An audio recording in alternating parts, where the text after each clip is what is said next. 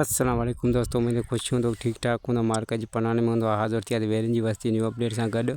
इन खां पहिरीं असांजे चैनल ते न्यू आहे तो सब्सक्राइब करे आल ते क्लिक कंदा दोस्तों।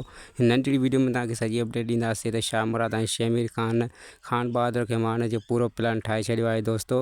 जीअं त शमीर खान शाह मुराद खे चयो त हुनखे मारना आसान आहे, जेकॾहिं हू राति जे टाइम में निंड कंदो आहे त हुनजे मथां सिर्फ़ु ऐं सिर्फ़ु विहाणो ॾियण जी देरि आहे।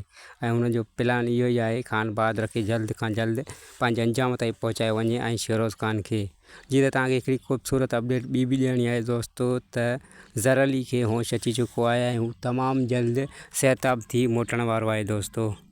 जी दोस्तों, इहा ख़बर शमीर खान चांडोकी के ईंदड़ एपिसोड में ॿुधाईंदो त शमीर खान खे होश अची वियो आहे ऐं तमामु जल्द सिहताब थी अची वेंदो ऐं बिजार खान खां रहियल बदिला वरी उहो वठंदो दोस्तों ज़र अली। छो त बिजार खान जेको एक्सीडेंट कराए ज़र अली खे उहो बि हुनजे हिसाब सां ऐं चांडोकी खे शमीर खान जे क़ैद मां खणाए खान बहादुर वटि पहुचाइण वारो बि बिजार खान ही आहे दोस्तों। जीअं त हाणे ॿिन्ही वॾेरनि बिजार खान ऐं खान बहादुर जो अंत वेझो अची चुको आहे दोस्तों।